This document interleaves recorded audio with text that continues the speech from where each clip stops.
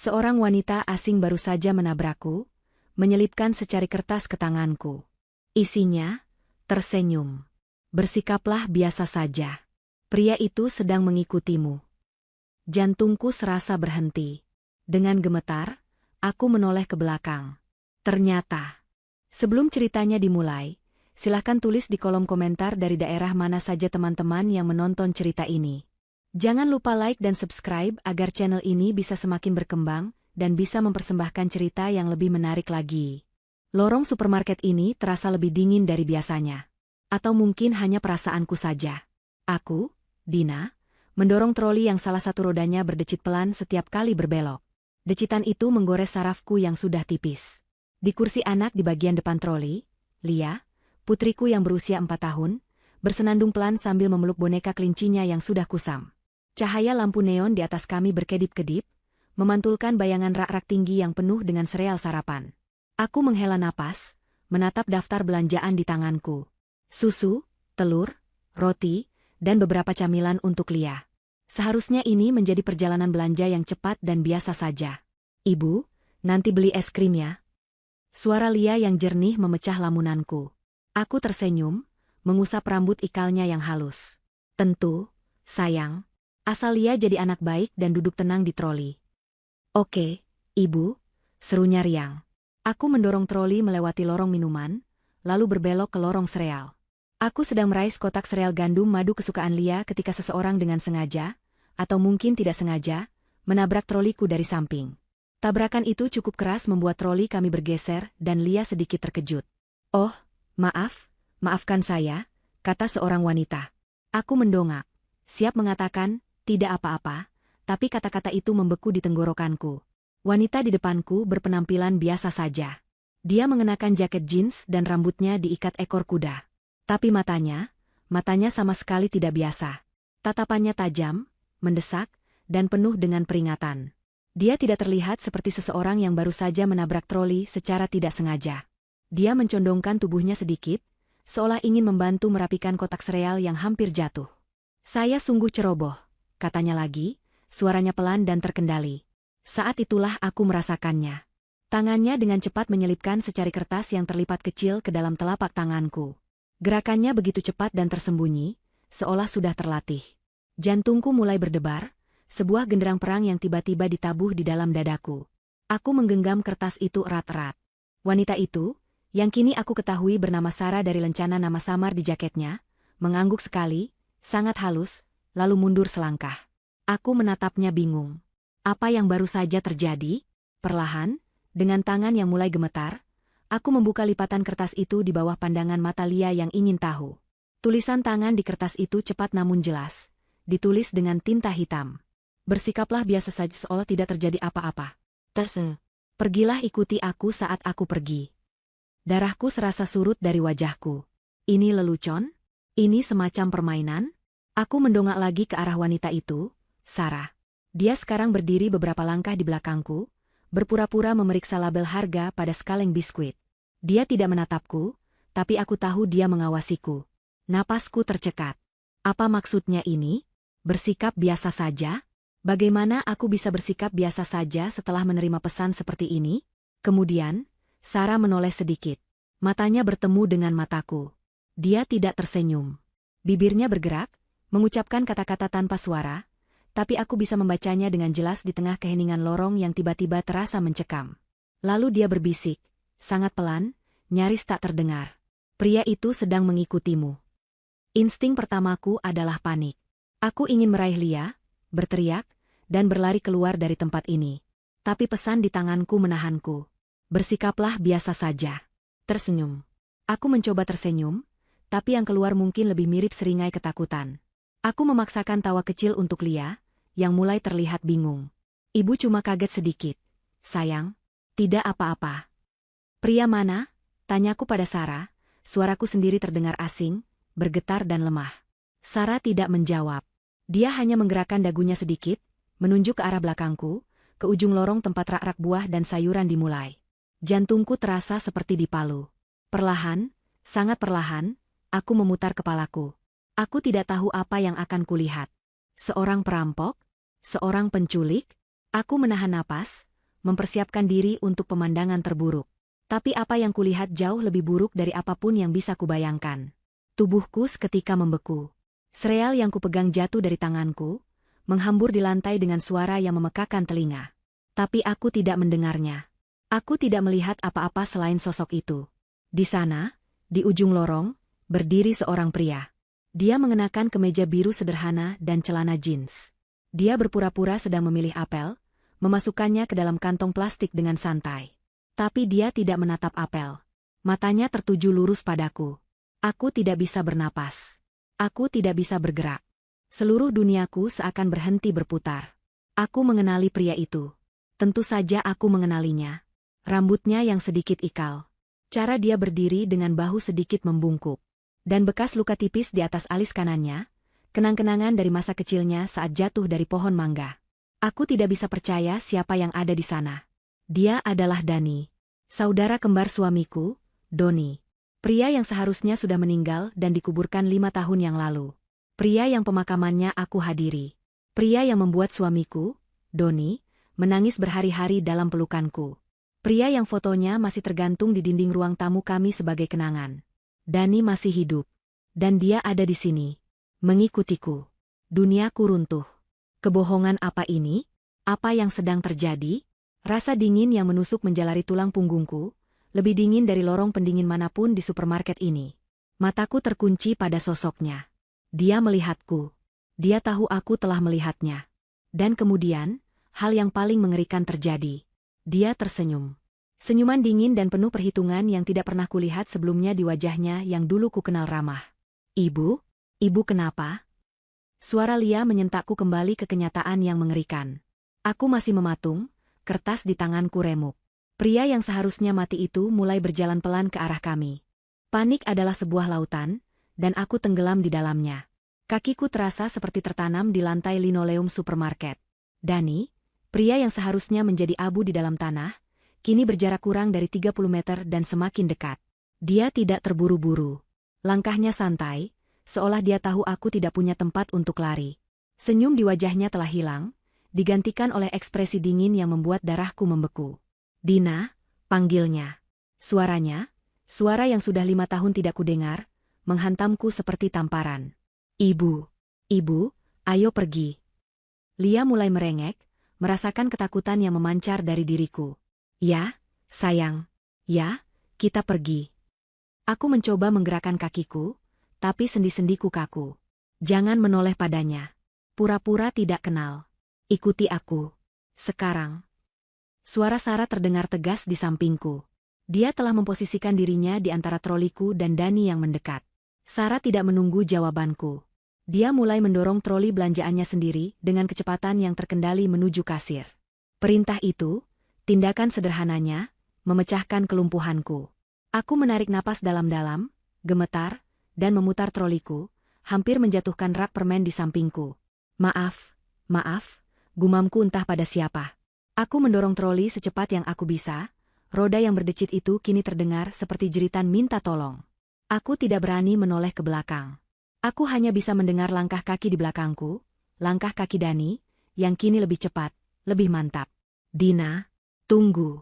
Aku perlu bicara denganmu, serunya. Beberapa pembeli lain menoleh, penasaran dengan keributan kecil itu. Aku terus berjalan, jantungku serasa mau meledak. Di depan, Sarah sudah meninggalkan trolinya di antrian kasir yang panjang dan berjalan lurus menuju pintu keluar. Aku mengerti. Kami tidak akan membayar. Lia, pegang erat-erat ibu, sayang, bisikku. Aku berhenti di dekat pintu masuk, mengabaikan troli yang penuh dengan belanjaan. Dalam satu gerakan cepat, aku melepaskan sabuk pengaman Lia dan mengangkatnya keluar dari kursi anak. Aku menggendongnya erat di pinggulku. Kita tinggalkan trolinya. Ibu, tanya Lia bingung. Iya, sayang. Kita main lari-larian, kataku, suaraku bergetar. Aku mulai berlari kecil menuju pintu keluar otomatis. Di belakangku, aku mendengar Dani berseru lebih keras. Dina, berhenti. Pintu otomatis terbuka, menyambut kami dengan udara sore yang panas dan bau asap knalpot. Sarah sudah berada di luar, di tepi trotoar, kuncinya di tangan. Van hitam di sebelah sana.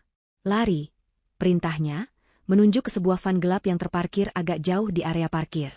Aku tidak perlu disuruh 2 kali. Aku berlari. Aku berlari sekuat tenaga, mengabaikan rasa sakit di paru-paruku. Lia memeki kaget di gendonganku, tapi dia memeluk leherku erat-erat. Aku bisa mendengar langkah kaki yang lebih berat di belakangku. Dani juga berlari. Masuk. Cepat. Sarah sudah membuka pintu geser van. Aku praktis melemparkan diriku dan Lia ke dalam van, mendarat dengan canggung di kursi baris kedua. Sarah melompat ke kursi pengemudi dalam sekejap. Dina, jangan pergi. Teriakan Dani terdengar tepat di luar van saat Sarah menyalakan mesin. Aku melihat wajahnya melalui jendela. Wajah yang sama persis dengan suamiku, Doni, tapi sekarang terlihat marah dan putus asa. Dia meraih gagang pintu saat van mulai melaju. Tidak, jeritku. Sarah membanting setir, dan van itu melesat maju. Dani terhuyung mundur, kehilangan keseimbangan, nyaris terjatuh. Dalam sekejap, kami sudah berada di jalan raya, meninggalkan dia yang berdiri termangu di tengah tempat parkir supermarket. Di dalam van, keheningan terasa memekakan telinga, hanya terputus oleh suara napasku yang terengah-engah dan isak tangis Lia yang ketakutan. Ibu, aku takut. Bisik Lia, wajahnya terbenam di leherku. SSSHH, tidak apa-apa, sayang. Ibu di sini. Semuanya baik-baik saja. Aku mencoba menenangkannya, meskipun aku sendiri gemetar hebat. Aku memeluknya, satu-satunya hal yang nyata di dunia yang tiba-tiba terasa palsu ini. Van terus melaju, mengambil belokan-belokan tajam yang membawaku semakin jauh dari rute yang kukenal. Setelah beberapa menit yang terasa seperti selamanya, Sarah akhirnya angkat bicara. Dia tidak mengikuti kita, katanya datar, matanya terus mengawasi kaca spion. Aku akhirnya menatap wanita yang baru saja menyelamatkan kami. Siapa Anda? Apa yang terjadi? Pria itu, Dia Dani. Saudara kembar suamimu, potong Sarah. Dia menatapku sekilas lewat kaca spion. Dan ya, dia seharusnya sudah mati. Fakta bahwa dia tahu nama Dani membuatku semakin syok. Bagaimana Anda tahu? Siapa yang menyuruh Anda? Apa ini semua? Sarah menghela napas panjang. Dia memperlambat laju van, menyetir dengan lebih tenang sekarang. Nama saya Sarah. Saya seorang detektif swasta. Detektif? Ya, saya disewa oleh Tante Mutiara. Nama itu terasa aneh di lidahku. Tante Mutiara. Bibi buyutku yang eksentrik, yang tinggal di luar kota dan jarang sekali kutemui. Dia baru saja meninggal sebulan yang lalu. Aku bahkan tidak bisa datang ke pemakamannya karena Doni bilang kami tidak punya cukup uang untuk tiket pesawat. Tante Mutiara? Tapi beliau sudah meninggal. Tepat, kata Sarah. Beliau menyewa saya beberapa bulan sebelum beliau meninggal. Sebenarnya, beliau mengatur agar kontrak saya baru aktif setelah kematiannya. Beliau meninggalkan surat instruksi untuk saya melalui pengacaranya.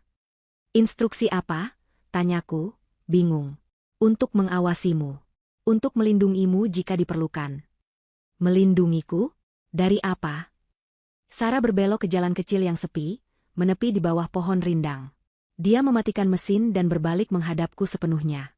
Wajahnya serius. Dina, ada hal-hal yang tidak kau ketahui tentang Tante Mutiara. Dan tentang suamimu. Doni? Apa hubungannya Doni dengan semua ini? Tante Mutiara sangat kaya, Dina. Sangat kaya. Dan dia tidak mempercayai Doni. Dia curiga Doni menikahimu hanya untuk mengincar hartamu. Aku menggeleng. Tidak. Itu tidak mungkin. Doni mencintaiku. Kami membangun hidup kami bersama. Meskipun saat mengatakannya, ingatan akan tagihan yang menumpuk dan rahasia-rahasia kecil Doni melintas di benakku. Sarah menatapku dengan iba. Dina, Tante Mutiara baru saja meninggalkan seluruh warisannya untukmu. Seluruhnya. Kita bicara tentang jumlah yang sangat besar. Aset, properti, saham. Cukup untuk menghidupimu dan Lia selama 100 generasi. Aku terdiam. Warisan? Aku? Ini tidak masuk akal. Dan sepertinya, lanjut Sarah, suaranya pelan, suamimu tahu tentang itu. Dan dia tidak bekerja sendirian. Bayangan Dani di supermarket kembali menghantuiku. Senyum dinginnya. Jadi, Dani, dia tidak pernah mati. Sepertinya begitu, kata Sarah. Tante Mutiara curiga ada sesuatu yang sangat salah dengan kematian Dani 5 tahun lalu. Dia menyebutnya di catatannya. Dia curiga Doni terlibat dalam penipuan besar. Itulah mengapa beliau menyewaku. Beliau takut mereka akan mencoba sesuatu padamu setelah beliau tiada, dan kau resmi menjadi ahli waris. Rasa mual naik ke tenggorokanku. Seluruh hidupku, pernikahanku, suami yang kucintai, semuanya terasa seperti kebohongan. Doni, pria yang memelukku setiap malam, pria yang merupakan ayah dari Lia, telah bersekongkol dengan saudara kembarnya yang dia pura-pura anggap sudah mati. Mereka mengincarku, bisikku, bukan sebagai pertanyaan, tapi sebagai kesimpulan yang mengerikan. Ya, Sarah menegaskan. Mereka mengincar warisan itu. Dan mereka tidak akan membiarkanmu menghalangi jalan mereka. Kemunculan Dani hari ini membuktikannya. Mereka tahu Tante Mutiara sudah meninggal. Mereka tahu kau adalah ahli warisnya. Dan mereka mulai bergerak. Aku memejamkan mata, memeluk Lia lebih erat. Putriku tertidur di pelukanku, kelelahan setelah syok dan tangisan. Dia adalah satu-satunya duniaku. Apa yang harus aku lakukan? Tanyaku, suaraku nyaris tak terdengar. Untuk saat ini, kata Sarah, menyalakan mesin van lagi, kita pergi ke tempat yang aman. Jauh dari Doni, jauh dari Dani. Lalu, kita cari tahu seberapa dalam kebohongan ini, dan kita susun rencana untuk melawan. Aku menatap lurus ke depan saat van kembali bergerak. Rasa takut masih ada, tetapi sekarang ada sesuatu yang lain yang tumbuh di dalam diriku. Sesuatu yang dingin dan keras. Kemarahan. Mereka telah mempermainkanku. Mereka telah mengancam putriku. Mereka tidak akan lolos begitu saja. Van itu berhenti di depan sebuah rumah kecil yang tampak biasa saja di pinggiran kota. Catnya sedikit mengelupas, tamannya rapi namun sederhana. Tidak ada yang istimewa, tempat yang sempurna untuk bersembunyi di depan mata. Sarah mematikan mesin dan menatapku lewat kaca spion. Kita aman di sini untuk sementara. Ini salah satu properti yang disiapkan Tante Mutiara. Tidak ada yang tahu tempat ini atas namaku ataupun beliau. Mari masuk. Aku menggendong Lia yang masih tertidur, tubuh mungilnya terasa berat di lenganku, bukan karena bobotnya, tapi karena beban kenyataan yang baru saja menghantamku. Rumah itu bersih di dalamnya, perabotannya standar tapi fungsional. Ada kamar tidur dengan 2 tempat tidur, dapur kecil, dan ruang tamu. Sarah segera mengunci pintu, menarik tirai, dan memeriksa setiap sudut ruangan. Dia bergerak dengan efisiensi seorang profesional yang terlatih. Makanlah sesuatu. Kau dan Lia perlu energi, katanya, menunjuk ke dapur yang ternyata sudah diisi dengan bahan makanan pokok. Tapi aku tidak bisa makan. Perutku terasa terpelintir menjadi simpul yang menyakitkan. Dani masih hidup. Doni, suamiku, adalah pembohong. Seluruh pernikahanku, seluruh hidupku selama 5 tahun terakhir, adalah sebuah sandiwara yang rumit. Aku duduk di sofa yang kaku, masih memeluk Lia, mencoba memproses semuanya. Setiap kenangan indah yang kumiliki bersama Doni kini terasa pahit, ternoda oleh kebohongan. Saat dia memelukku ketika aku lelah bekerja. Saat dia menggendong Lia untuk pertama kalinya di rumah sakit. Saat dia membisikkan, aku mencintaimu, di tengah malam. Apakah semua itu palsu? Apakah pria yang kucintai itu tidak pernah ada? Yang ada hanyalah seorang konspirator serakah yang menungguku untuk mendapatkan warisan? Kau harus meneleponnya. Suara Sarah memecah lamunanku. Aku mendongak. Sarah berdiri di depanku, memegang sebuah ponsel baru yang masih terbungkus plastik. Ponselmu ada di mobil. Mungkin sudah dilacak. Gunakan ini. Hubungi Doni. Bertingkahlah seperti rencanamu tadi. Mobilmu mogok, kau panik, kau meminjam ponsel seseorang untuk meneleponnya. Tanganku gemetar hebat saat aku mengambil ponsel itu. Aku tidak tahu apakah aku bisa. Suaraku. Kau bisa, kata Sarah tegas. Kau harus. Kita perlu tahu apa langkah dia selanjutnya. Kita perlu dia percaya bahwa kau masih Dina, yang dulu. Yang lemah, yang penurut, yang bergantung padanya. Kata-kata, Dina yang dulu, menusukku. Dia benar. Selama ini aku selalu mengalah pada Doni. Dia yang mengatur keuangan, dia yang membuat keputusan besar. Aku terlalu lelah bekerja dan mengurus Lia untuk berdebat. Sekarang aku sadar, itu bukan kelelahan. Itu adalah manipulasi yang disengaja. Dia telah melucutiku pelan-pelan, hingga aku tidak punya kekuatan untuk melawannya. Aku menarik napas dalam-dalam. Aku menidurkan Lia di tempat tidur di kamar sebelah, menyelimutinya, dan mencium keningnya. Ibu berjanji akan melindungimu, sayang, bisikku. Aku kembali ke ruang tamu. Aku menatap Sarah dan mengangguk. Aku siap. Aku menekan nomor Doni. Jantungku berdebar begitu kencang hingga aku takut dia bisa mendengarnya lewat telepon. Nada sambung berbunyi sekali, 2 kali, lalu diangkat. Halo? Suara Doni terdengar biasa. Doni? Doni, tolong aku. Aku membiarkan nada panik yang tulus, meskipun untuk alasan yang berbeda, mengisi suaraku. Aku membuatnya terdengar gemetar dan menangis. Dina? Sayang. Ya Tuhan, kau di mana? Aku mencarimu kemana-mana. Kau baik-baik saja? Lia mana?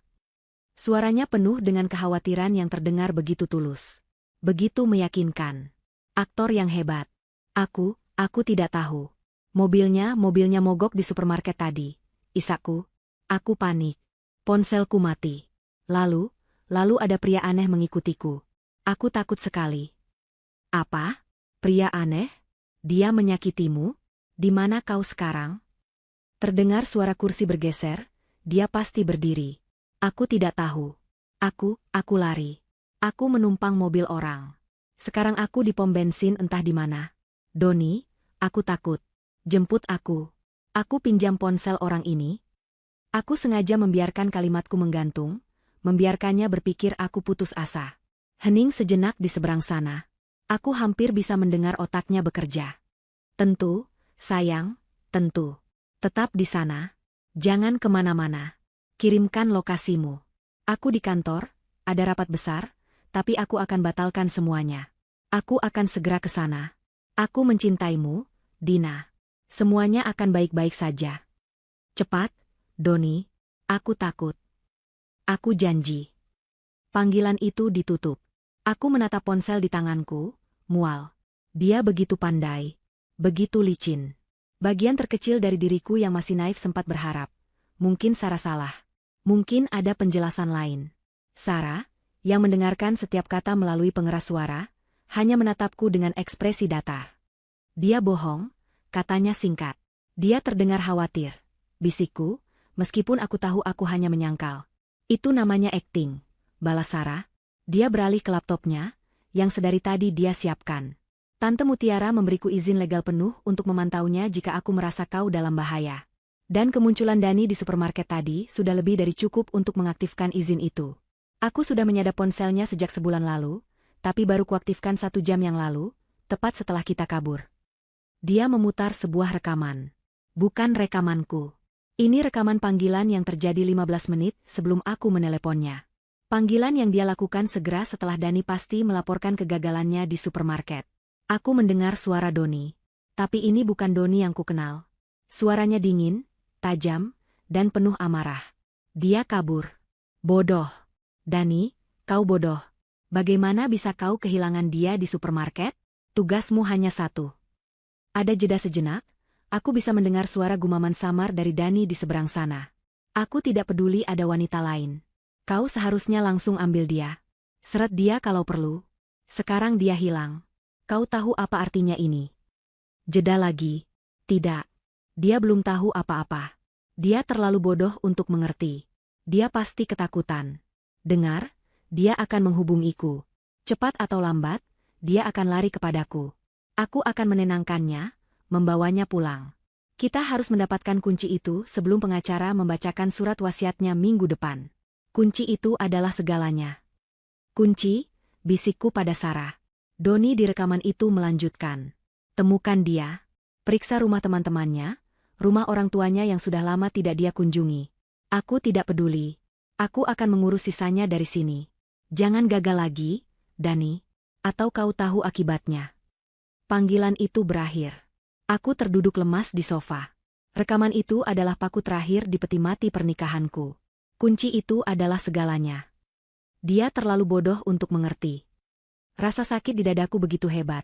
Rasanya seperti serangan jantung.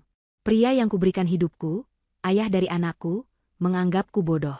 Dia telah merencanakan ini. Selama ini, kematian Dani palsu. Kekhawatiran Doni palsu. Cinta mereka palsu. Sarah mematikan rekaman itu. Ruangan itu kembali sunyi. Aku tidak tahu kunci apa itu, katanya pelan. Tapi jelas itu sangat penting. Dan mereka pikir kau adalah jalan untuk mendapatkannya. Dia berhenti sejenak, lalu menatapku. Ada kabar baik. Pengacara Tante Mutiara, Pak Suroso, menghubungiku pagi ini. Beliau ingin bertemu denganmu besok. Segera. Beliau bilang, ini tentang surat wasiat. Dan beliau menegaskan, kau harus datang sendirian. Tanpa Doni. Aku mengangkat kepalaku. Air mata sudah kering di pipiku. Yang tersisa hanyalah amarah yang dingin dan membara. Mereka menganggapku bodoh? Mereka menganggapku lemah? Mereka salah besar. Baik, kataku, suaraku stabil dan keras, mengejutkan diriku sendiri. Besok kita temui pengacara itu. Dan kita cari tahu apa kunci sialan itu. Sudah cukup aku menjadi bodoh. Keesokan paginya, aku merasa seperti orang yang berbeda. Ketakutan yang melumpuhkanku kemarin telah mengeras menjadi sesuatu yang tajam. Tekad.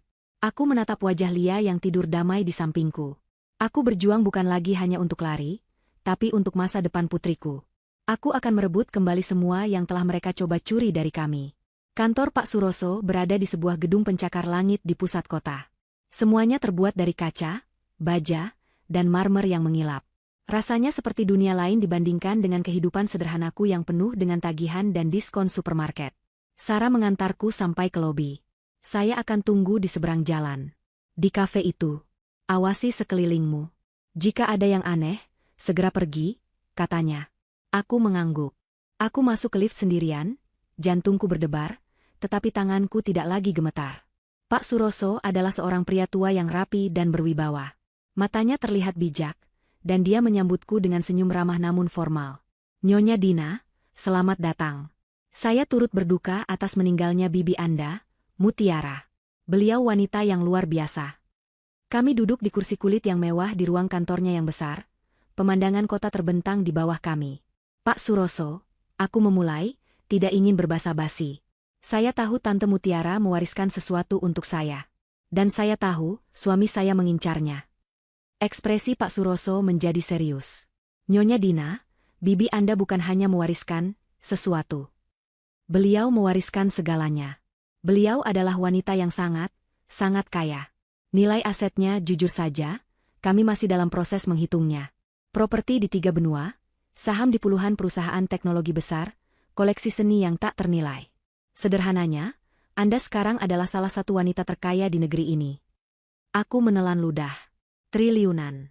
Jumlah yang bahkan tidak bisa kubayangkan. Tapi itu tidak membuatku senang. Itu hanya menjelaskan mengapa Doni bersedia menipu, berbohong, dan mungkin lebih buruk lagi. Tapi beliau tahu, lanjut Pak Suroso, seolah membaca pikiranku. Beliau tahu siapa Doni sebenarnya.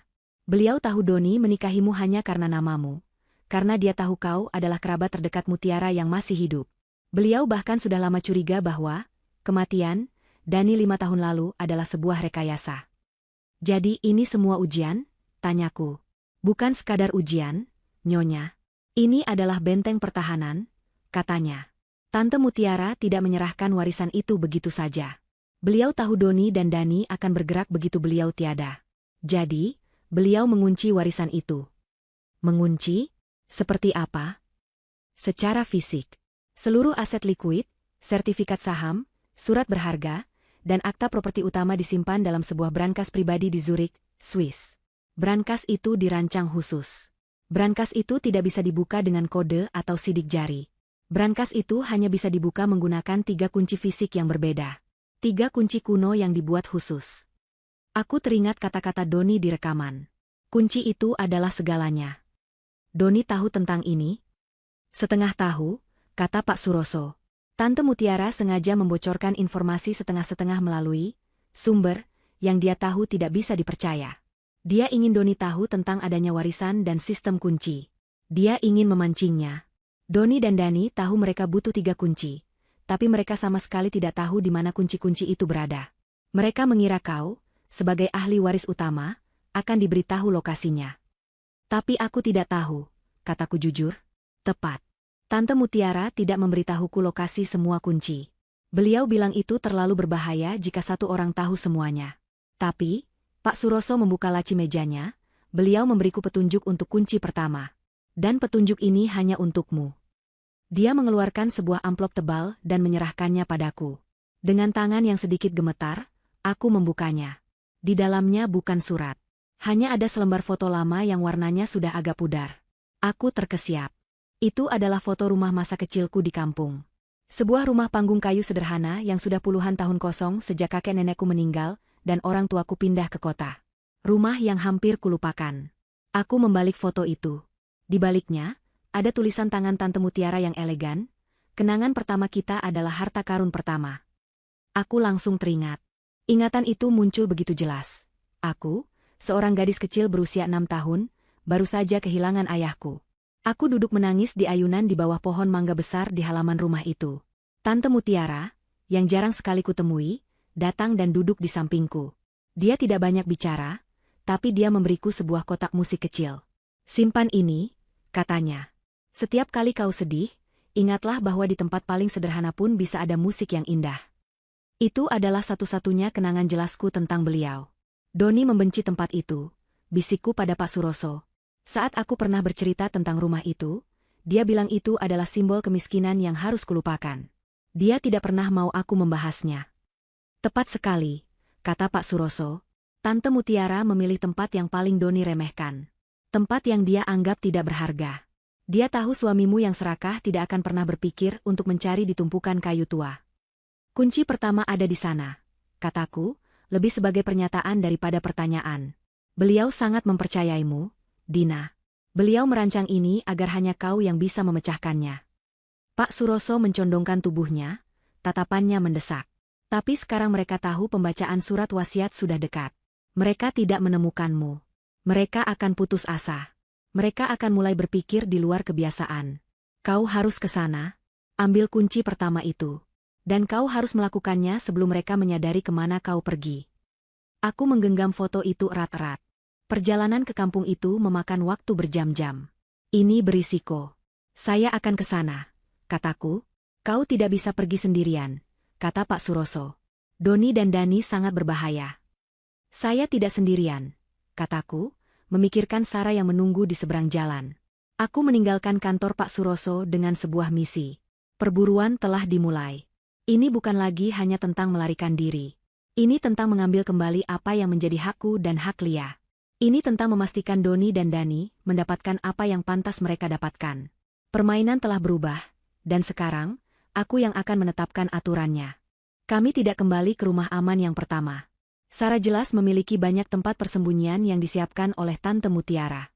Kali ini, kami berada di sebuah apartemen kecil di lantai atas sebuah ruko tua, jauh dari pusat kota. Tempatnya sempit, tapi jendelanya menghadap ke gang belakang yang sepi, memberi kami rute pelarian yang strategis. Lia, untungnya, terlalu kecil untuk mengerti sepenuhnya apa yang sedang terjadi.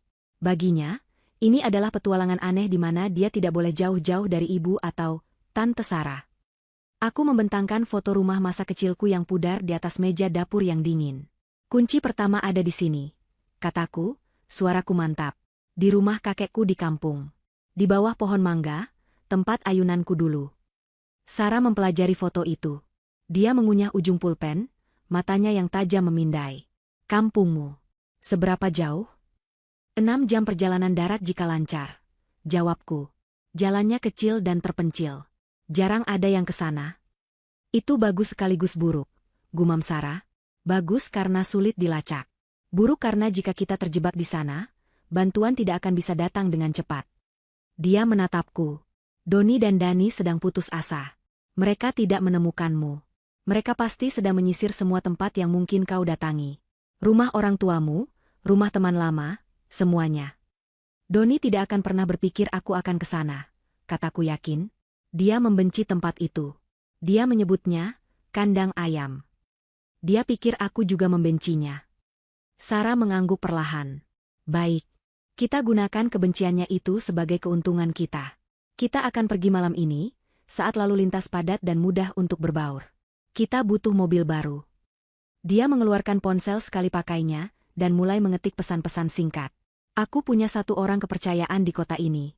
Dia akan menyiapkan kendaraan yang bersih dan beberapa perlengkapan. Kita tidak bisa membawa Lia ke sana. Terlalu berisiko." Jantungku mencelos. Meninggalkan Lia? Tidak. Aku tidak akan meninggalkannya. "Dina," kata Sarah sabar namun tegas, "kita akan masuk ke wilayah musuh. Jika terjadi baku tembak, atau kejar-kejaran mobil, kau tidak mau dia ada di tengah-tengahnya. Orangku yang satu lagi, rekannya, dia wanita. Dia bisa menjaga Lia di sini. Apartemen ini aman, setidaknya untuk 8 jam ke depan. Tidak ada yang tahu kita di sini. Aku menatap Lia, yang sedang asyik menggambar di lantai dengan krayon yang Sarah sediakan. Meninggalkannya adalah hal terberat di dunia. Tapi Sarah benar. Aku membawanya bersamaku bukan untuk melindunginya, tapi untuk membahayakannya. Baik, kataku dengan suara tercekat. Tapi jika terjadi sesuatu padanya. Tidak akan, potong Sarah. Fokusku adalah mengeluarkanmu dari sana dengan selamat. Dan dengan kuncinya. 4 jam kemudian, di bawah kegelapan malam, kami bergerak.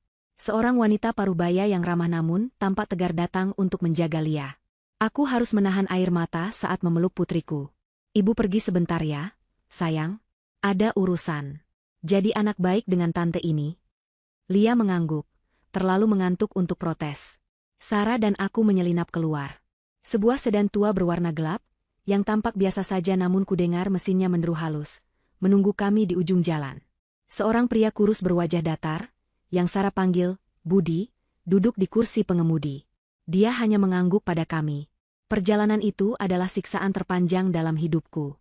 Jalan tol yang ramai perlahan berubah menjadi jalan provinsi yang lebih sepi, lalu akhirnya menjadi jalanan pedesaan yang sempit dan berkelok. Tidak ada dari kami yang bicara. Aku hanya menatap kegelapan yang berlalu di luar jendela, pikiranku berkecamuk. Setiap lampu mobil di belakang kami membuatku tersentak. Mengira itu adalah Doni atau Dani. 6 jam kemudian, menjelang subuh, kami tiba. Kampung itu tertidur lelap. Udara pagi terasa dingin dan berbau tanah basah serta kayu bakar. Rumah masa kecilku berdiri di ujung desa, sedikit terisolasi, persis seperti dalam foto. Tapi foto itu tidak menunjukkan betapa rapuhnya rumah itu sekarang. Catnya telah terkelupas seluruhnya. Beberapa papan di dinding hilang, dan halaman depannya ditumbuhi semak belukar setinggi pinggang. Budi memarkir mobil di balik rimbunan pohon bambu, tersembunyi dari jalan utama. Saya periksa sekeliling. Desisnya, suaranya seperti kerikil, lalu dia menghilang ke dalam kegelapan. Ayo, kata Sarah, kita tidak punya banyak waktu. Sebentar lagi matahari terbit, dan kita akan terlihat jelas. Kami bergerak cepat, melompati pagar kayu yang sudah roboh. Aku menaiki tangga panggung yang reot, setiap langkah berderit memekakan telinga di keheningan pagi. Di dalam rumah, baunya pengap dan penuh debu. Sinar bulan yang masuk dari jendela tanpa kaca menunjukkan perabotan lama yang ditutupi kain putih, membuatnya tampak seperti kuburan hantu. Tapi tujuanku bukan di dalam. Aku bergegas ke pintu belakang dan turun ke halaman. Di sana dia berdiri. Pohon mangga besar itu. Masih kokoh, cabangnya yang keriput menjulang ke langit seperti lengan raksasa. Di bawah kenangan pertama kita, bisikku. Ayunan itu sudah lama hilang. Tapi aku ingat persis di mana letaknya. Di sisi kanan pohon, di bawah cabang terendah yang paling kokoh. Sarah mengeluarkan senter kecil dan skop lipat dari tas ranselnya. Budi muncul kembali dari kegelapan. Aman. Tidak ada pergerakan. Dia berdiri mengawasi, membelakangi kami, matanya menyapu kegelapan. Aku tidak membuang waktu. Aku mulai menggali di tempat yang kuingat. Tanahnya keras, dipenuhi akar. Tanganku yang tidak terbiasa bekerja kasar mulai terasa perih. Biar saya, tawar Budi. Tidak, kataku tegas. Ini tugasku. Aku menggali dengan kemarahan baru. Kemarahan pada Doni, pada Dani, pada kehidupanku yang hancur. Sekop itu menghantam sesuatu yang keras. Bunyinya bukan seperti batu atau akar. Itu dia, seru Sarah pelan. Aku berlutut, membersihkan tanah dengan tangan telanjang. Di sana, terkubur sekitar 30 cm di bawah tanah, ada sebuah kotak logam kecil. Ukurannya sebesar kotak sepatu anak-anak. Kotak itu berat, dan jelas dibuat untuk tahan lama. Tidak ada gembok. Aku membukanya dengan hati-hati. Engselnya berdecit pelan. Di dalamnya, di atas lapisan beludru hitam yang sudah agak berjamur, tergeletak sebuah kunci. Bukan kunci biasa. Kunci itu besar, mungkin sepanjang telapak tanganku, terbuat dari perunggu atau kuningan yang tampak kusam, dengan ukiran yang sangat rumit di gagangnya. Kunci itu terlihat kuno, seperti artefak dari kastil tua. Aku baru saja akan mengambilnya ketika suara tawa pelan memecah keheningan.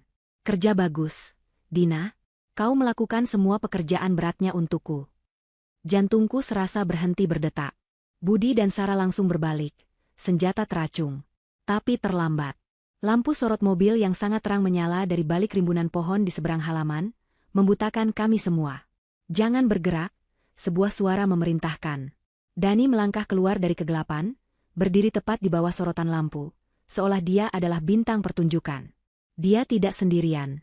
Dua pria berbadan besar berdiri di sampingnya, keduanya menodongkan senjata ke arah kami. Dani sendiri memegang pistol, mengarahkannya tepat ke arahku. Senyumnya yang dingin kembali.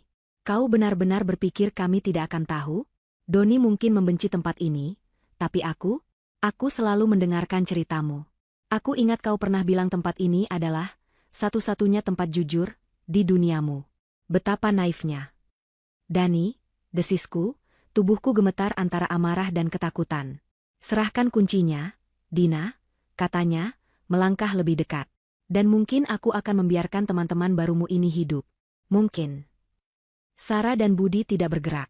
Aku bisa merasakan ketegangan di antara mereka. Ini adalah kebuntuan yang mematikan. Bagaimana kau tahu? Tanyaku, mencoba mengulur waktu. Doni tidak bodoh. Dia tahu kau akan menemui pengacara. Dia menyuruh orang mengawasi kantor Suroso. Dani tertawa lagi. Saat kau keluar, mereka mengikutimu ke apartemen ruko itu. Kami tahu kau meninggalkan Lia. Kami tahu kau akan mengambil kunci pertama. Kami hanya tidak tahu di mana, sampai kami melacak mobil ini. Teknologi GPS itu luar biasa. Bukan? Perutku melilit. Mereka tahu tentang Lia. Sekarang, kuncinya, perintah Dani, tidak sabar. Aku menatap kunci di dalam kotak. Lalu aku menatap Dani. Tidak. Aku tidak akan menyerah semudah ini. Dalam satu gerakan cepat, aku membanting kotak itu hingga tertutup, meraih kuncinya, dan melemparkan kotak logam kosong itu sekuat tenaga ke arah kepala Dani. Sekarang, teriakku pada Sarah.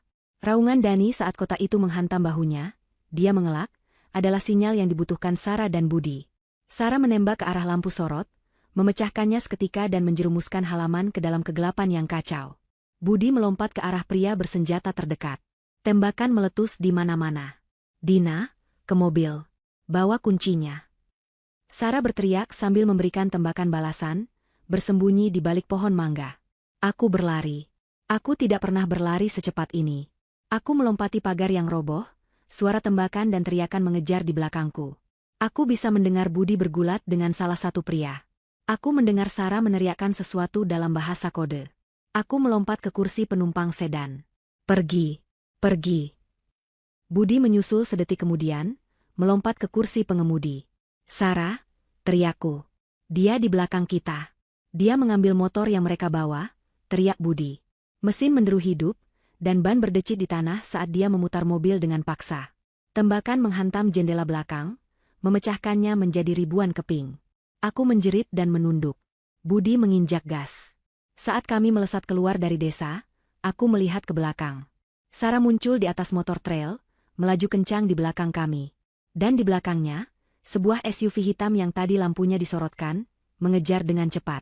Dani tidak menyerah. Kami aman untuk saat ini, tapi pertempuran baru saja dimulai. Aku menggenggam kunci perunggu itu di tanganku. Benda ini terasa dingin dan berat, harga untuk mendapatkannya hampir saja merenggut nyawa kami. Dan ini baru kunci pertama. Mereka tahu wujud kuncinya, kataku pada Budi, suaraku serak karena debu dan ketakutan. Dan mereka tahu kita memilikinya. Budi hanya mengangguk, matanya terfokus pada jalan. Itu artinya mereka akan semakin nekat untuk mendapatkan kunci kedua. Kami berhasil lolos dari kejaran itu. Sarah, dengan keahliannya mengendarai motor, berhasil memimpin SUV yang mengejar kami ke jalan buntu di sebuah area persawahan, memberi Budi waktu untuk menjauh. Kami bertemu kembali di sebuah SPBU terbengkalai 30 km jauhnya, menukar mobil yang sudah penuh lubang peluru dengan truk pikap tua yang sudah disiapkan Budi sebelumnya. Kami kembali ke kota dengan rute yang berbeda, jantung kami masih berdebar kencang. Lia aman. Wanita yang menjaganya tidak melaporkan adanya masalah. Malam itu, kami bersembunyi di tempat aman ketiga, sebuah unit apartemen mewah yang kosong di gedung yang masih dalam tahap penyelesaian akhir. Tempat ini milik Tante Mutiara, dibeli atas nama perusahaan Cangkang. Tempat ini terisolasi dan sempurna. Aku memandangi kunci pertama. Benda itu terletak di atas meja kopi, memantulkan cahaya redup lampu kota dari jendela. Beratnya terasa di luar nalar, seolah memegang beban seluruh warisan dan kebohongan di tanganku. Mereka nyaris membunuh kita untuk ini, kataku pelan. Budi sedang mengobati luka gores di lengannya, tapi dia tidak terluka parah. Dan mereka akan mencoba lagi, kata Sarah. Dia tampak lelah, tapi matanya tetap waspada. Pak Suroso menghubungiku saat kau di kamar mandi. Beliau berhasil mengirimkan petunjuk kedua. Beliau khawatir tidak punya banyak waktu sebelum Doni menekan beliau lebih keras. Sarah membukakan sebuah aplikasi pesan terenkripsi di tabletnya. Sebuah gambar muncul. Bukan foto, tapi sebuah kalimat yang ditulis tangan oleh Tante Mutiara. Harta keduamu tersembunyi di balik mata yang selalu mengawasi, di tempat yang paling kau percayai namun paling berbahaya. Aku membacanya berulang kali. Mata yang selalu mengawasi, tempat yang paling kupercayai namun paling berbahaya. Hanya ada satu tempat yang terlintas di benakku. Satu tempat yang dulu kuanggap sebagai surga yang aman, namun kini aku tahu itu adalah sarang ular. Rumahku, bisikku. Di rumahku dan Doni. Sarah mengangkat alis. Jelaskan. Mata yang selalu mengawasi. Ada sebuah lukisan potret Tante Mutiara yang sangat besar di ruang kerja Doni. Lukisan itu, aneh. Matanya seolah-olah mengikutimu kemanapun kau bergerak di dalam ruangan. Doni bilang itu hadiah dari klien yang berterima kasih, tapi dia selalu membencinya.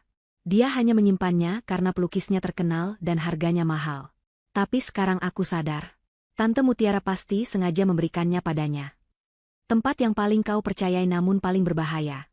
Sarah menyelesaikan kalimatku. Ruang kerja Doni. Ini jebakan, kata Budi tiba-tiba, suaranya yang serak terdengar nyaring di ruangan yang sunyi. Mereka gagal di kampung. Mereka tahu kau punya kunci pertama. Mereka tahu kau akan mencari kunci kedua. Mereka akan menunggumu di sana. Budi benar, kata Sarah. Itu tempat pertama yang akan mereka jaga. Doni tidak bodoh. Dia tahu kau akan memecahkan petunjuk itu. Tapi dia juga sombong. Balasku, sebuah rencana gila mulai terbentuk di benakku. Dia pikir aku bodoh. Dia pikir aku penakut. Dia tidak akan menyangka aku akan kembali ke sana secepat ini. Dia pikir aku akan bersembunyi setelah serangan di kampung. Dina, ini bukan permainan, kata Sarah serius. Aku tahu. Ini adalah perang. Dan aku tidak bisa terus berlari. Doni sedang sibuk, menangisi, kepergianku di depan teman-teman dan keluarga. Dia membangun alibi yang sempurna, aku teringat pada rekaman teleponnya. Dia pasti sedang menyusun rencana dengan Dani. Dia tidak akan berjaga di rumah 24 jam. Dia harus menjaga sandiwaranya. Sarah menatapku lama. Kau ingin menyelinap masuk rumahmu sendiri? Aku harus, kataku. Aku satu-satunya yang tahu tata letak rumah itu.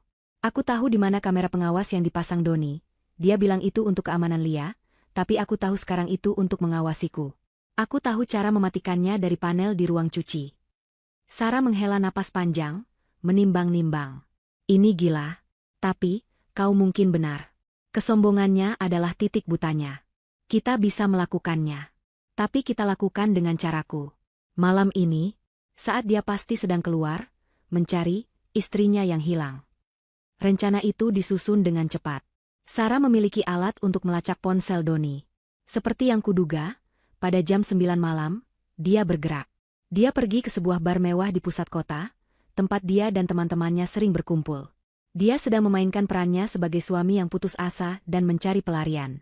Dia akan di sana setidaknya 2 jam, kata Sarah. Dani tidak bersamanya.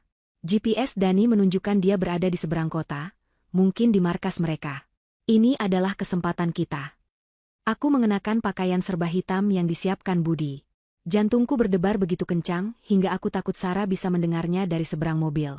Budi mengantarku, berhenti 2 blok dari rumahku. Rumah yang dulu penuh tawa Lia, kini tampak mengancam dalam kegelapan. 15 menit, Dina, kata Sarah dari AirPage kecil di telingaku. Aku akan mengawasi dari sini. Jika ada pergerakan, aku akan memberimu sinyal, dan kau keluar dari sana, dengan atau tanpa kuncinya. Mengerti? Mengerti. Aku bergerak seperti bayangan. Memanjat pagar belakang yang kukenal baik. Panel keamanan di ruang cuci, kodenya tanggal ulang tahun Lia. Dalam 30 detik, sistem keamanan dan kamera mati. Aku masuk rumahku sendiri seperti seorang pencuri. Keheningan menyambutku. Bau parfum Doni masih tertinggal di udara, membuatku mual. Setiap derit lantai adalah musuh. Aku langsung menuju ruang kerjanya. Pintunya tidak dikunci. Aku masuk. Di sana, di dinding seberang, lukisan Tante Mutiara menatapku. Matanya benar-benar tampak hidup dalam cahaya bulan yang redup, seolah mencemoohku. Di balik mata yang selalu mengawasi, gumamku. Aku berjalan ke lukisan itu. Aku menyentuh bingkai ukiran yang berat. Aku mendorongnya. Tidak bergerak. Aku menariknya. Tidak ada. Aku meraba-raba di sepanjang tepinya, mencari tonjolan, sakelar, atau apapun. Jariku menemukan sebuah tonjolan kecil di bingkai bagian kanan bawah, tersembunyi di dalam ukiran bunga mawar. Aku menekannya. Terdengar bunyi klik yang memuaskan. Lukisan itu bergeser ke samping dengan mulus, tanpa suara, memperlihatkan sebuah brankas dinding berwarna abu-abu. Aku berhasil. Aku tersenyum. Tapi senyumku langsung hilang. Brankas itu sudah terbuka. Pintunya sedikit terkuak. Sebelum aku bisa memproses apa artinya itu, sebelum aku bisa bereaksi terhadap suara di RPC-ku yang tiba-tiba menjerit, lampu ruang kerja menyala terang, menyilaukan mataku. Kau terlambat, sayang. Aku memicingkan mata, hatiku jatuh ke dasar perutku. Doni berdiri di ambang pintu. Dia tidak di bar. Dia mengenakan jubah tidur sutra, tersenyum santai seolah dia baru saja menangkapku mencuri kue. Dia tidak sendirian. Dani melangkah masuk dari belakangnya, menyeringai lebar. Kau benar-benar berpikir aku akan meninggalkan kunci berharga di tempat yang begitu jelas? Kata Doni. Dia melambaikan sesuatu di jarinya. Sebuah kunci perunggu kedua, yang sangat mirip dengan kunci yang ada padaku. Tante Mutiara terlalu naif. Dia pikir aku tidak tahu dia menyembunyikan sesuatu di balik lukisan yang dia hadiahkan padaku? Aku sudah mengambilnya berminggu-minggu lalu, tepat setelah dia meninggal. Dina, keluar. Ini jebakan, keluar. Suara panik Sarah di telingaku bercampur dengan tawa dingin Doni. Matikan alat kecil di telingamu itu, Dina, kata Doni. Nadanya berubah menjadi baja. Permainannya sudah selesai. Dani melangkah maju, tangannya menodongkan pistol ke arahku. Dia bilang, serahkan kunci yang kau bawa. Sekarang. Atau aku akan sangat menikmati mengambilnya paksa darimu. Aku terjebak. Di rumahku sendiri. Di antara dua iblis. Matikan alat kecil di telingamu itu, Dina. Suara Doni dingin dan datar. Aku membeku. Di depanku, pria yang kukira adalah suamiku, Doni, berdiri santai dengan jubah tidurnya. Di sampingnya, tersenyum sinis, adalah pria dari supermarket, Dani. Mereka berdua menghalangi pintu. Ruang kerja yang dulu kuanggap sebagai tempat berlindung kini terasa seperti kandang. Dina, keluar. Ini jebakan, Kelge. Suara panik Sarah di telingaku terpotong saat Dani melangkah maju dengan cepat dan merenggut AirPH itu dari telingaku. Dia menghancurkannya dengan satu injakan di lantai marmer. Berisik sekali, desis Dani. Dia menodongkan pistolnya tepat ke dadaku. Kunci pertama. Serahkan. Jantungku serasa berhenti berdetak. Aku melirik Doni, suamiku. Pria yang tidur di sampingku selama 5 tahun. Pria yang merupakan ayah dari Lia. Doni, bisikku, suaraku pecah. Kenapa? Apa ini semua? Doni tertawa. Itu bukan tawa hangat yang biasa ku dengar. Itu tawa yang dingin, kosong, dan penuh cemoohan. Kenapa? Kau masih bertanya kenapa? Dina, kau benar-benar bodoh seperti yang selalu kukatakan. Kau pikir aku menikahimu karena apa? Cinta? Pesonamu yang membosankan? Setiap katanya adalah tamparan fisik. Aku mundur selangkah, menabrak meja kerja di belakangku. Kunci, bentak Dani, moncong pistolnya menekan dadaku lebih keras. Tanganku gemetar hebat. Aku merogoh saku jaket hitamku. Dengan jari-jari kaku, aku mengeluarkan kunci perunggu berat yang baru saja kupertaruhkan nyawaku untuk mendapatkannya. Aku memegangnya.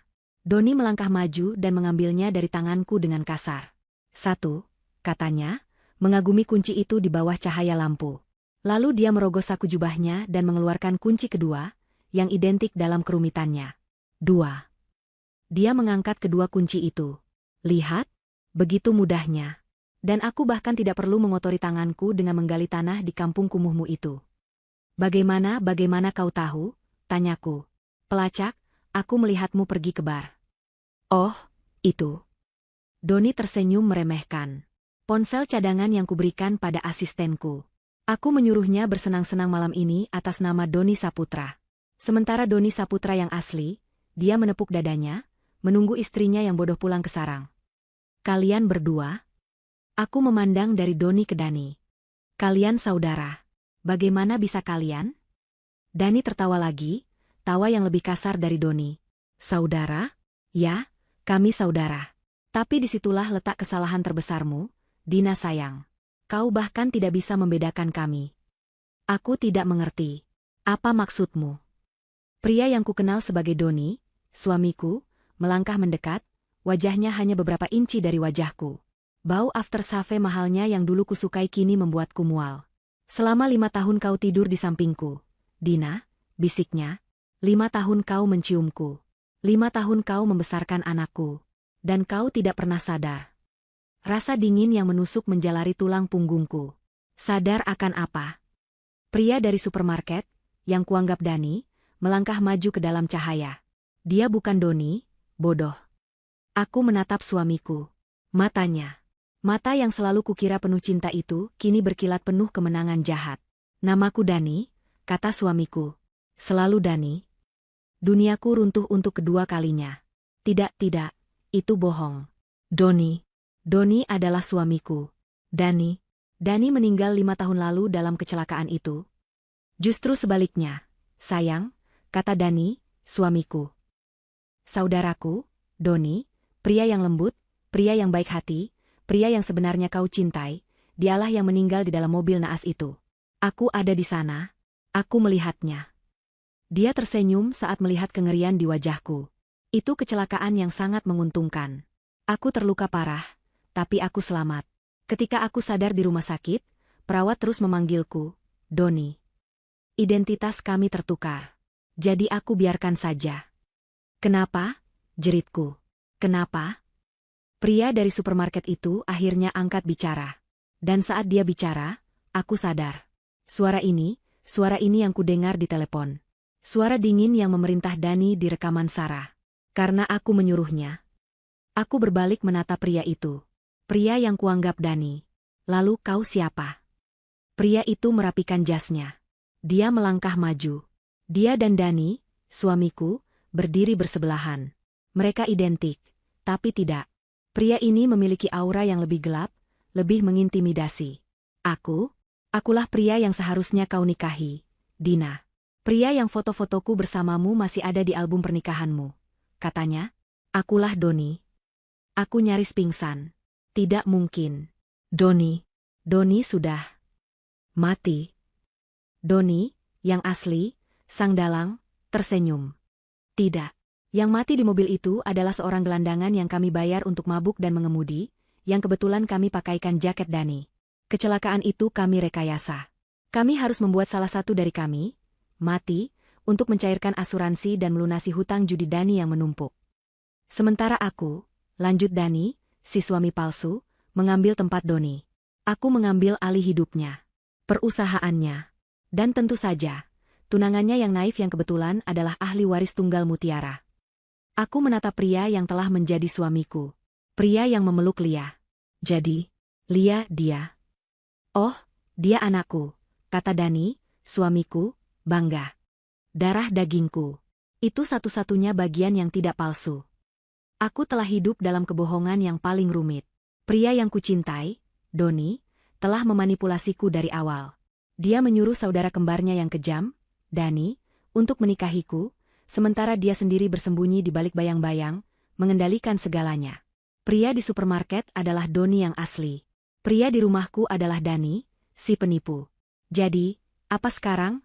Tanyaku, suaraku mati rasa. Kalian punya 2 kunci. Kalian sudah menang. Belum, kata Doni, sang dalang, suaranya kembali ke urusan bisnis.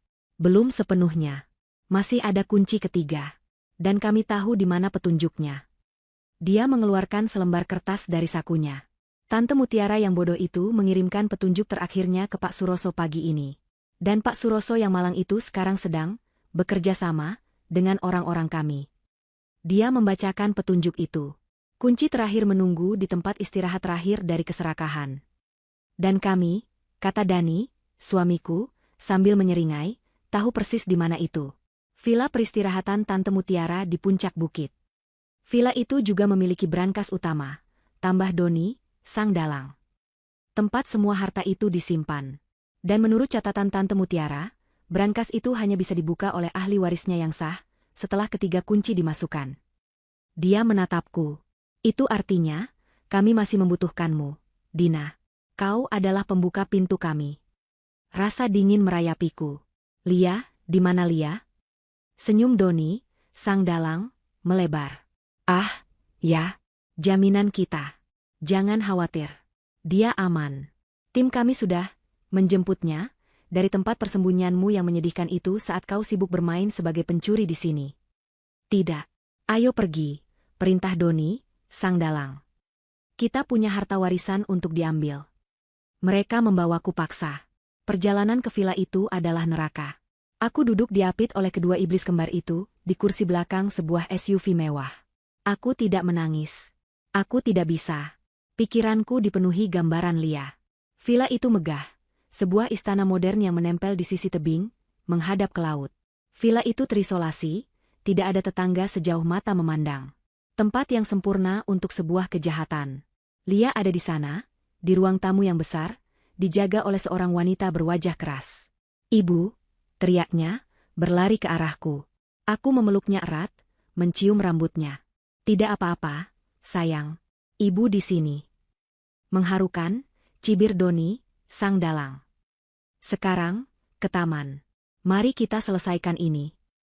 Mereka menyeretku dan Lia ke taman belakang yang luas dan terawat sempurna. Di tengah taman, di bawah pohon cemara besar, berdiri sebuah bangunan kecil dari marmer putih. Itu bukan makam sungguhan, lebih seperti monumen atau gazebo peringatan. Tempat istirahat terakhir dari keserakahan, kata Dani, suamiku, menendang pintu marmer itu. Tante Mutiara selalu menyebut keserakahan sebagai kematian jiwa. Sangat puitis. Doni, sang dalang, mendorongku ke depan. Cari. Kau yang paling tahu omong kosong puitisnya. Aku menatap monumen itu. Di atas pintu, ada sebuah plakat kuningan. Hanya ada satu kata terukir di sana, cukup. Aku meraba-raba plakat itu. Di balik huruf P, aku merasakan sebuah tonjolan. Aku menekannya. Terdengar bunyi klik, dan sebuah laci kecil terbuka dari dinding marmer. Di dalamnya, di atas bantal bludru, terletak kunci ketiga. Doni, sang dalang, tertawa terbahak-bahak. Dia menyambar kunci itu. Akhirnya, tiga-tiganya. Ayo, Dani, kita kaya. Euforia kedua saudara kembar itu memenuhi udara malam. Doni, sang dalang, mengangkat ketiga kunci itu ke cahaya bulan, memuja mereka seperti dewa. Lihat ini, Dani, lihat. Kunci menuju dunia. Semua kerja keras kita selama 5 tahun ini. Semua kebohongan. Semuanya terbayar malam ini. Dani, suamiku yang palsu, tersenyum lebar. Matanya berkilat-kilat liar. Kau benar, saudaraku. Kita berhasil. Kita mengalahkan si nenek tua licik itu. Mereka berdua tertawa, tawa serakah yang menggema di taman yang sunyi. Mereka benar-benar lupa padaku dan Lia sejenak, tenggelam dalam kemenangan mereka. Bawa mereka, perintah Doni, sang dalang, akhirnya, menunjukku dan Lia. Kami digiring kembali ke dalam villa, bukan ke ruang tamu, tapi menuruni tangga spiral yang tersembunyi di balik rak buku di perpustakaan. Tangga itu menuju ke ruang bawah tanah yang tidak terlihat seperti ruang bawah tanah biasa. Ruangan itu kering, terang, dan dindingnya dilapisi kayu mahoni yang mahal. Tapi di satu sisi ruangan, mendominasi segalanya, berdiri sebuah pintu brankas. Itu bukan brankas biasa. Itu adalah sebuah mahakarya teknik, pintu baja bundar tebal yang mengingatkanku pada film-film perampokan bank. Diameternya setidaknya 3 meter, berkilau di bawah lampu sorot, dengan mekanisme penguncian yang rumit di tengahnya. Ada 3 lubang kunci yang tertata dalam formasi segitiga. Indah sekali, bisik Dani, suamiku, menyentuh permukaan baja yang dingin itu dengan hormat. Jangan hanya dipandangi. Buka, kata Doni, sang dalang, tidak sabar. Dia menyerahkan satu kunci ke Dani. Kau yang atas. Dia memegang kunci kedua untuk dirinya sendiri. Aku yang kiri bawah. Dia lalu menatapku, matanya menyipit. Kunci ketiga, yang dari makam, adalah kunci master. Kunci terakhir. Dan sesuai instruksi si nenek, ahli waris yang harus memasukkannya. Dia melemparkan kunci ketiga ke kakiku. Ambil. Dan masukkan ke lubang kanan bawah. Aku memungut kunci itu. Benda itu masih dingin dari udara malam. Lia memeluk kakiku, gemetar ketakutan. Ibu, aku tidak suka tempat ini. SSST, sayang, bisikku. Aku tidak punya pilihan. Aku berlutut di depan pintu baja itu. Sekarang, bersamaan, Komando Doni, sang dalang. Aku melihat mereka memasukkan kunci mereka. Aku melakukan hal yang sama. Putar. Searah jarum jam. Kami bertiga memutar kunci kami secara bersamaan. Terdengar serangkaian bunyi klik mekanis yang memuaskan, disusul dengan desisan hidrolik yang panjang. Dengan suara wus yang berat, pintu baja raksasa itu mulai bergeser dan terbuka dengan pelan, memperlihatkan ruangan di baliknya. Doni, sang dalang, dan Dani, suamiku, menahan napas. Mata mereka terbelalak, siap melihat tumpukan emas batangan, koper-koper penuh uang, atau rak-rak berisi berlian. Mereka mendorongku minggir dan menjadi yang pertama melangkah masuk. Keheningan total menyambut mereka. Aku mengintip dari balik bahu mereka. Ruang brankas itu sangat besar. Sebesar ruang tamu di atas. Tapi ruangan itu kosong. Benar-benar kosong. Tidak ada emas. Tidak ada uang. Tidak ada permata. Dindingnya dilapisi beton polos. Hampir kosong. Di tengah ruangan yang luas itu, tepat di bawah satu-satunya lampu sorot, berdiri sebuah alas tumpuan sederhana dari kayu. Di atas alas tumpuan itu, ada dua benda. Sebuah kotak kayu tua yang dipernis, seukuran kotak perhiasan. Dan di dinding di belakang alas tumpuan itu, terpasang sebuah layar monitor televisi yang besar dan datar. "Apa ini?" desis Dani, suamiku. "Di mana hartanya? Di mana uangnya?" "Ini pasti lelucon," teriak Doni, sang dalang. Wajahnya memerah karena marah. Dia menggebrak dinding beton. "Nenek tua sialan. Dia menipu kita." Mungkin ada di dalam kotak itu," kata Dani, suamiku, suaranya penuh keraguan. Doni, sang dalang, berjalan cepat ke alas tumpuan itu. Dia menatap kotak kayu itu dengan jijik. Semua ini untuk sebuah kotak kayu jelek. Dia menyambar kotak itu dari alas tumpuan. Kotak itu tidak terkunci. "Doni, tunggu," kata Dani, suamiku, tiba-tiba merasa gugup. Tapi Doni, sang dalang, sudah membukanya. Dia merobek tutup kotak itu. Di dalamnya, hanya ada selembar kertas. Surat pengakuan. Dan saat cahaya dari lampu sorot di atas mengenai bagian dalam kotak yang kini kosong, sebuah sensor pasti terpicu. Layar monitor besar di dinding di belakang mereka tiba-tiba menyala. Layar itu berkedip dari hitam menjadi biru, lalu sebuah gambar muncul. Itu bukan film. Itu adalah rekaman video. Kualitasnya sedikit berbintik, diambil dari sudut tinggi, seperti kamera keamanan. Ada penanda waktu di sudut kiri bawah. Tanggalnya, 5 tahun yang lalu. Malam terjadinya, kecelakaan. "Apa-apaan ini?" geram Doni, sang dalang. Rekaman itu menunjukkan bagian dalam sebuah mobil yang sedang melaju kencang di malam hari. Di kursi pengemudi, aku bisa melihat versi Dani yang lebih muda, suamiku yang palsu. Di kursi penumpang, duduk pria yang terlihat persis seperti dia, tapi tampak lebih gugup, Doni yang asli, tunanganku yang sebenarnya. Tapi di rekaman itu, mereka memanggil satu sama lain dengan nama mereka yang sebenarnya. "Kita tidak bisa melakukan ini, Dani," kata Doni, yang asli, di kursi penumpang, suaranya terdengar panik. "Ini gila, membunuh orang, memalsukan kematian." "Diam, Doni," bentak Dani, di kursi pengemudi. "Ini satu-satunya cara. Kita tenggelam dalam hutang. Ini jalan keluarnya." "Tapi bagaimana dengan Dina?" tanya Doni, yang asli. "Aku mencintainya." "Cinta tidak akan membayar tagihan," ejek Dani.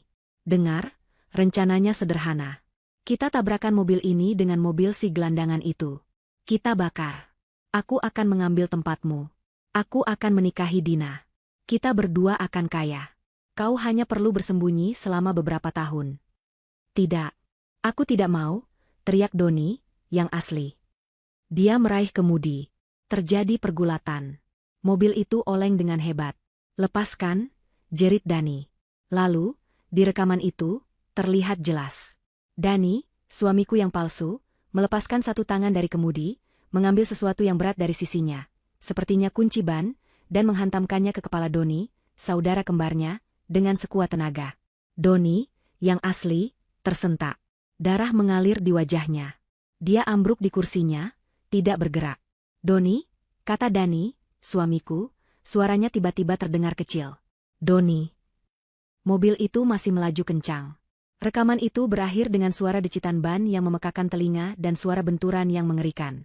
Di ruang brankas yang sunyi, kedua pria itu, Doni, sang dalang, dan Dani, suamiku yang palsu, menatap layar dengan ngeri.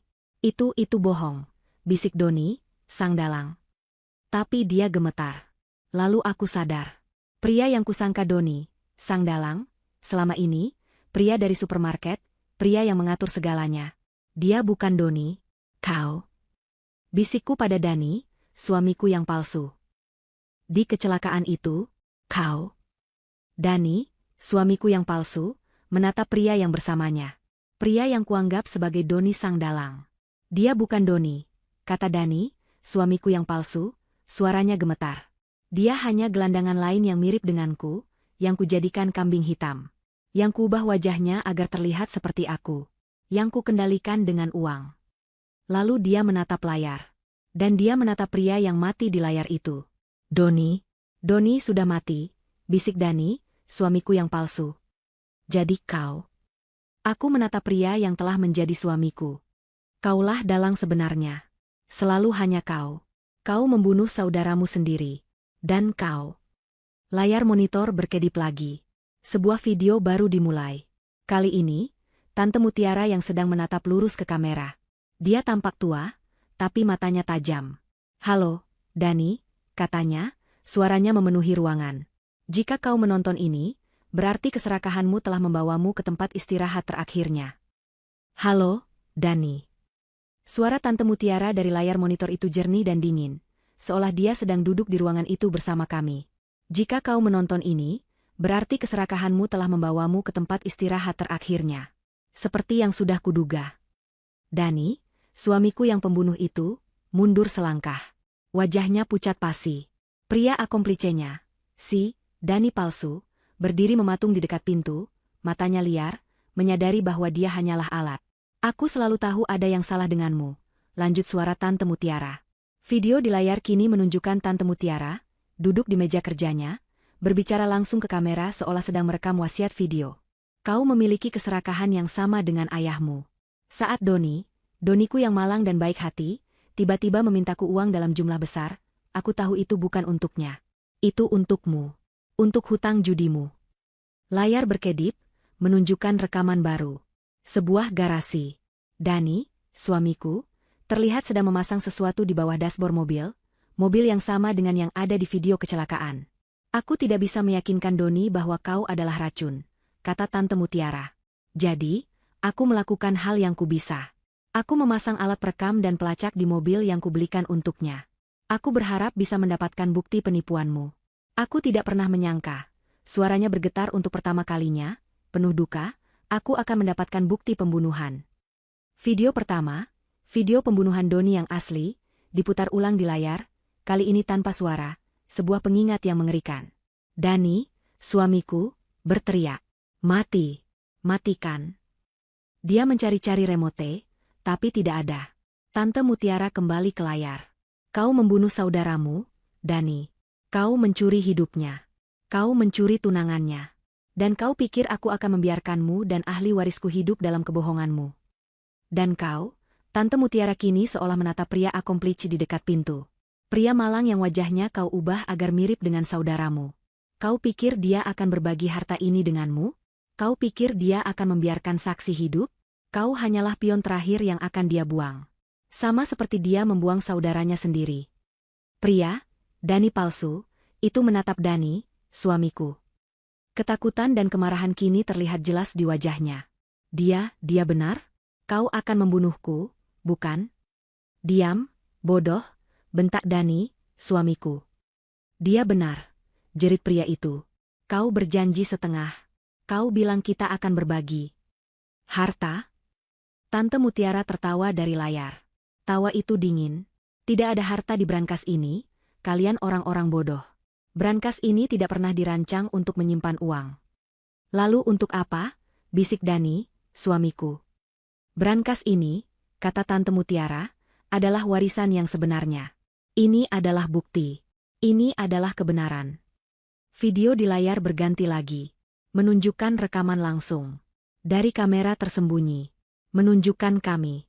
Kami melihat diri kami sendiri. Kami melihat Doni, sang dalang palsu, dan Dani, suamiku, memasukkan kunci. Kami melihat mereka masuk ke brankas. Kami mendengar setiap kata yang mereka ucapkan. Termasuk pengakuan Dani, suamiku, bahwa dia adalah dalangnya, bahwa pria itu adalah gelandangan, bahwa dia membunuh Doni. Kami sedang menonton rekaman dari 5 menit yang lalu. Apa? Dani, suamiku, terhuyung mundur. Dia menatap ke dinding, mencari kamera. Ini. Warisan yang sebenarnya, Dani, suara Tante Mutiara melanjutkan, adalah keadilan. Saat itulah segalanya berubah. Lampu sorot sinematik di atas alas tumpuan tiba-tiba mati, digantikan oleh lampu neon putih yang terang dan menyilaukan yang menyala di seluruh langit-langit. Ruangan itu menjadi terang benderang, menghilangkan semua bayangan. Terdengar suara desis hidrolik yang keras. Dinding beton di seberang kami, dinding yang tampak kokoh, ternyata bukan dinding sama sekali. Dinding itu bergeser ke atas, panel demi panel, seperti pintu garasi raksasa. Di baliknya bukan terowongan pelarian. Di baliknya adalah sebuah ruangan observasi. Sebuah ruangan yang dipisahkan dari kami oleh kaca satu arah yang kini lampunya dinyalakan, membuatnya transparan. Dan di dalam ruangan itu, berdiri setidaknya selusin orang.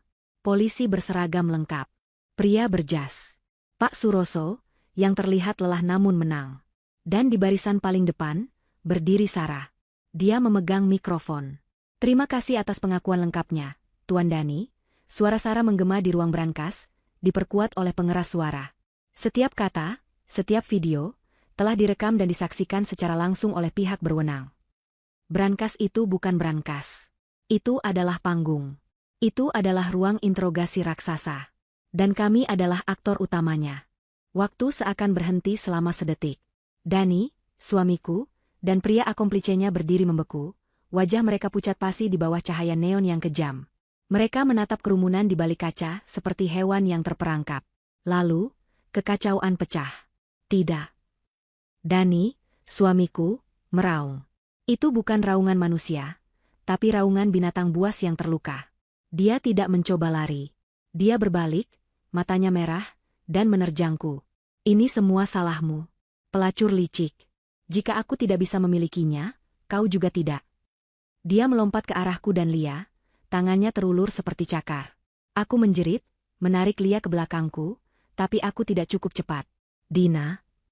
Sarah, yang sudah mengantisipasi gerakan itu, ada di sana.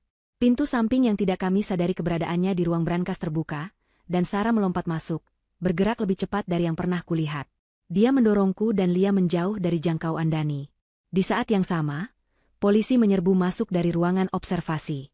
Mereka tidak memberi Dani kesempatan kedua. Dalam hitungan detik, suamiku, pembunuh saudaraku, pria yang telah menipuku selama 5 tahun, tertelungkup di lantai beton, tangannya diborgol ke belakang punggungnya. Pria, Dani palsu, itu bahkan tidak melawan. Dia hanya mengangkat tangannya tinggi-tinggi. Saya menyerah. Saya akan bicara. Saya saksi. Dia membunuh saudaranya. Saya melihat videonya. Sudah berakhir, Dina. Semuanya sudah berakhir, bisik Sarah, memeluk bahuku yang gemetar. Aku memeluk Lia begitu erat hingga dia terbatu kecil. Ibu orang jahatnya ditangkap, kata Lia pelan. Iya, sayang, isaku.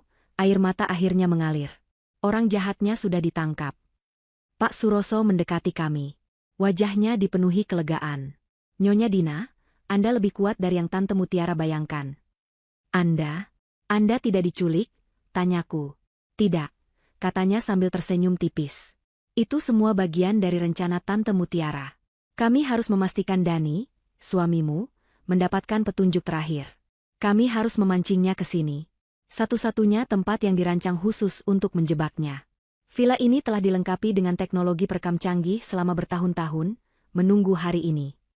Kunci-kunci itu bukan hanya kunci biasa, Sarah menjelaskan, sambil membantu polisi mengamankan ruangan. Kunci pertama di kampungmu adalah tes. Untuk melihat apakah kau akan menurutinya, dan untuk memisahkanmu dari Dani. Kunci kedua di rumahmu adalah umpan. Kami tahu dia sudah mengambilnya. Itu membuktikan dia tahu lebih banyak. Dan kunci ketiga, dia menunjuk ke monumen di taman, adalah pelatuknya. Saat kau mengambilnya, alarm senyap terkirim ke tim kami yang sudah siaga di luar gerbang villa. Itu memberitahu kami bahwa babak akhir telah dimulai. Semuanya telah direncanakan. Tante Mutiara tidak menyerahkan warisan. Dia merancang sebuah opera. Sebuah drama balas dendam yang rumit dari balik kubur. Lalu warisan itu? Tanyaku. Apakah itu nyata? Oh, sangat nyata, Pak Suroso tersenyum. Tante Mutiara tidak bodoh. Dia tidak akan menaruh hartanya di berangkas jebakan ini. Hartamu, Nyonya Dina, aman. Telah ditransfer ke rekening pribadi atas namamu di bank lain begitu akta kematian Tante Mutiara diterbitkan. Triliunan itu milikmu. Sah. Dia menatap Dani, yang sedang diseret keluar, berteriak dan mengutuk. Perburuan kunci ini bukan untuk mendapatkan uangmu. Ini untuk mengamankan hidupmu. Untuk membuktikan kejahatan Dani secara tak terbantahkan, sehingga dia tidak akan pernah bisa menyentuhmu atau Lia atau sepeser pun uang itu. Karma. Keadilan. Bukan hanya untukku, tapi untuk Doni yang asli. Pria baik hati yang kucintai, yang dibunuh sebelum hidup kami sempat dimulai. Dani, suamiku, berhenti di ambang pintu, matanya yang gila bertemu denganku. Dina, kau menjebakku. Kau tahu dari awal. Aku melangkah maju, Lia ada di pelukanku. Aku menatap pria yang telah menjadi mimpi burukku. Tidak ada lagi rasa takut. Hanya ada rasa kasihan yang dingin. Bukan aku yang menjebakmu, Dani, kataku, suaraku jernih dan kuat, menggema di ruang brankas yang kini kosong. Bukan Tante Mutiara. Keserakahanmu sendiri yang menjebakmu. Dia membuka mulut, tapi polisi menariknya keluar, dan dia menghilang dari pandanganku selamanya. 6 bulan kemudian, aku berdiri di depan jendela kaca setinggi langit-langit. Bukan di villa Tante Mutiara, tapi di kantorku sendiri. Kantor CEO Mutiara Global, perusahaan induk yang kini aku pimpin. Pemandangan kota Jakarta terbentang di bawahku, gemerlap dan sibuk. Ibu. Aku berbalik sambil tersenyum. Pintu kantorku terbuka, dan Lia berlari masuk, mengenakan seragam sekolah barunya yang rapi. Di belakangnya ada Sarah, yang kini menjabat sebagai kepala keamanan pribadiku. Bagaimana sekolah hari ini, sayang? Tanyaku, berlutut untuk memeluknya. Menyenangkan. Aku menggambar pelangi, serunya. Aku tertawa, memeluknya erat. Bagus. Ayo kita pulang. Aku meraih tasku. Di mejaku, ada tumpukan dokumen yang menunggu tanda tanganku, ada proposal investasi bernilai miliaran, ada dunia yang harus dijalankan. Tapi saat itu, aku menutup laptopku. Aku meraih tangan mungil putriku. Sudah waktunya es krim, kataku. Kami berjalan keluar dari gedung kantor yang megah, bukan sebagai wanita terkaya di negeri ini, bukan sebagai korban yang selamat, tapi hanya sebagai seorang ibu dan anak, akhirnya bebas, akhirnya aman, melangkah menuju kehidupan baru kami yang cerah, kehidupan baru kami yang cerah, kehidupan baru kami yang cerah, kehidupan baru kami yang cerah, kehidupan baru kami yang cerah, kehidupan baru kami yang cerah.